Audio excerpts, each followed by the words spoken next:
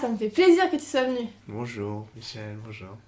Bah, je t'en prie, entre, on va pas rester sur le pas de la porte. Ah oui, d'accord. Mais c'est joli chez toi. Euh, Où est-ce que je laisse mon manteau? Bah, écoute, passe-le moi, je vais le mettre sur. Ah sur le d'accord, bah porte-manteau, tiens. là. Ah oui. Bah, alors, ça m'a fait super plaisir vraiment de te croiser dans la rue là, il y a 2 jours. Ah oui. J'avais envie de. Ça m'a fait. Enfin, ça m'a rappelé tout le passé là, et puis j'ai envie qu'on discute un petit peu, et puis. Ah oui. Parce que ça fait longtemps qu'on s'est pas vu quand même. Ah, c'est vrai, ça a raison. Moi aussi, ça m'a fait très bizarre de te voir. Bah, du coup, comment tu vas depuis le temps? Ah. Euh... euh... Oh bah tu sais, j'ai chopé un boulot à la mairie. Après que Célestine elle m'a quitté. Euh, je travaille à Villeneuve, c'est la mairie.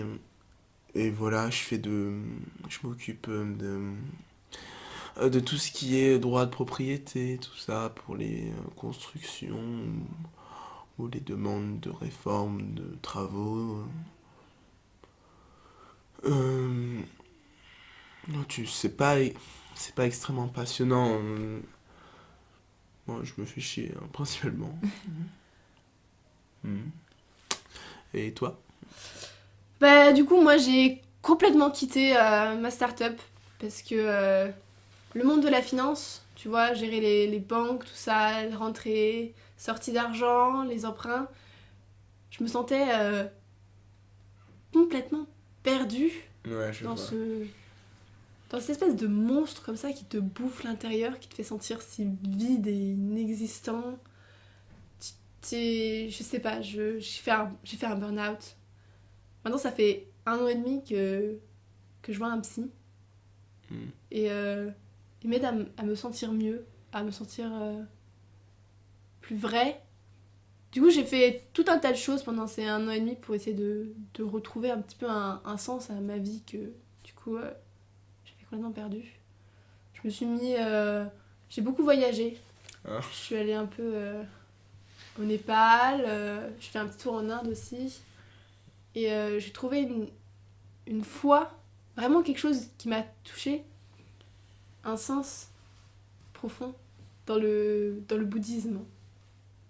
Le respect de la vie d'autrui, tout simplement. Parce que, dans une société moderne, on vit dans des grandes villes, comme Paris, mais on vit pas ensemble. On n'est pas une communauté soudée, on vit à côté, on est des individus comme ça.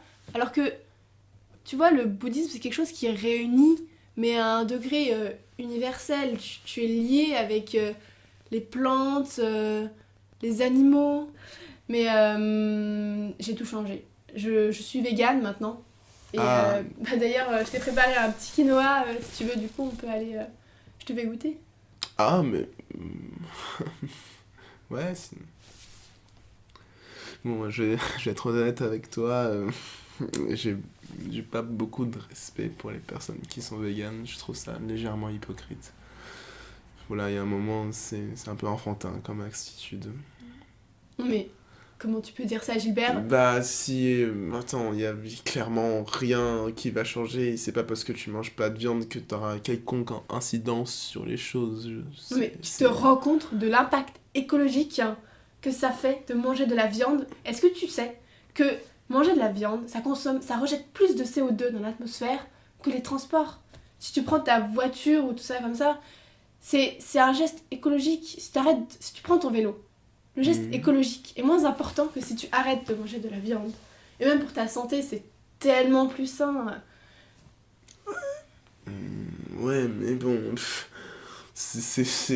Comparé à l'échelle de la planète, clairement, ça représente absolument rien. Et toi, t'es quand même parti d'un domaine de la finance pour te mettre maintenant dans un truc écolo, mais genre, mais quand même, pour moi, le basculement est pas du tout réfléchi. Je veux dire, t'es même pas cohérent dans ce que tu fais.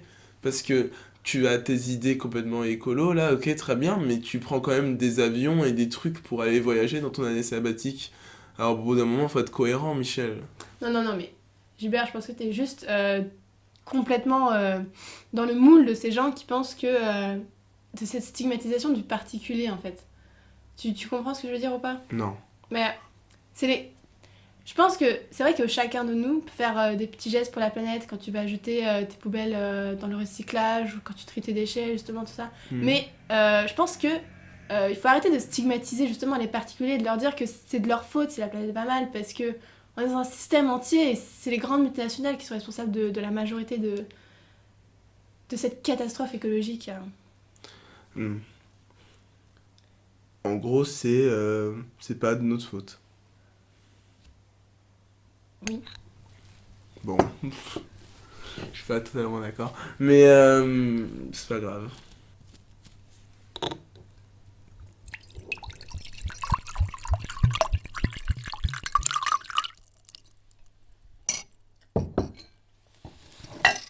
Là, c'est un tableau que j'ai fait récemment, du coup, pendant ma thérapie.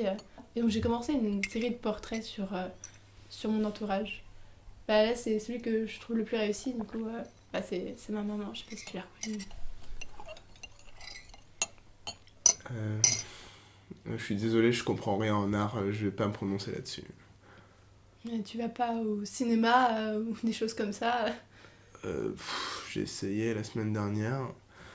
Et c'était un film, une comédie française, je sais pas. Moi, je me suis endormi au bout de 3 minutes. Je me suis vraiment endormi.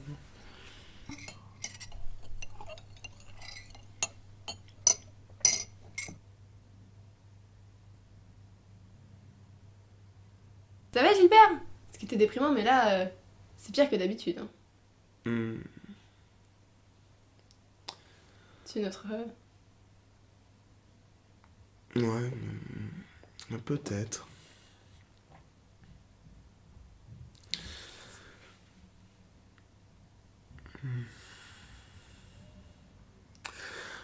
T'as pas l'impression d'être invisible parfois, Michel? invisible? Je veux dire, de traverser l'existence, de n'être pas vraiment là, que en fait, on est emporté dans un espèce de flot continu dans lequel aucune de nos actions aura une réelle conséquence sur le monde qui nous entoure. Et même sur notre propre vie, d'un point de vue personnel non plus, il n'y a rien qui... Il n'y a rien qui est concluant, il n'y a rien qui bouge vraiment les choses. Et donc, on ne fait que flotter à l'intérieur de ça. Et voilà. J'ai l'impression d'être le fantôme de ma propre existence. Non mais, Gilbert, tu vas toujours le verre à moitié vide. Le bonheur, c'est quelque chose qui est dans la tête. C'est les petits plaisirs de la vie, je sais pas, manger un bon repas ou se balader dehors dans la rue. Il est à tes pieds, le bonheur. Il suffit juste de le voir, de se baisser, de le ramasser. C'est tout, ça demande si peu d'efforts. Ah non, mais ça, c'est encore une fois, c'est une petite phrase c'est une petite phrase préfaite qui veut absolument rien dire. C'est encore une fois, c'est super vide ce que tu me racontes là. C'est nul. C'est nul. Oui, c'est nul. Mais je veux dire, ces petits gestes que tu décris, d'accord, ils sont bien mignons, comme ça donne leur individualité. Mais sur le long terme, tout ça, ça ne représente rien. Au bout d'un moment, il y a un rien qui s'instaure. Et même tout ce que tu me racontes, tout ce qui est véganisme, écologisme, ou même tes délires complètement bouddhistes, je ne sais pas d'où tu sors ça, mais tout ça, c'est de l'apparat. Ton désir pour l'art, ton délire de peintre et d'artiste aussi, c'est de l'apparat, c'est de la forme, et tu es constamment dans la forme et jamais dans le fond. Et ça te dérange pas, c'est vide. Comment tu peux vivre comme ça? Je ne comprends pas. Mais t'es déprimant, Gilbert. Je sais pas, moi, c'est ce qui me fait sentir en vie. C'est ma vérité.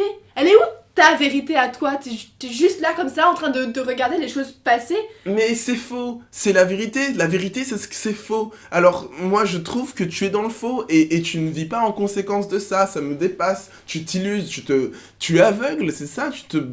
La solution, c'est s'aveugler. La solution, c'est exister. C'est tout simplement apprécier l'existence. être en vie. Je sais pas moi.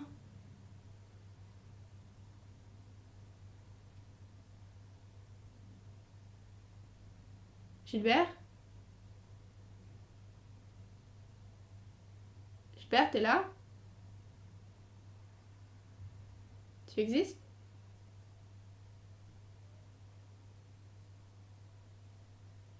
J'existe?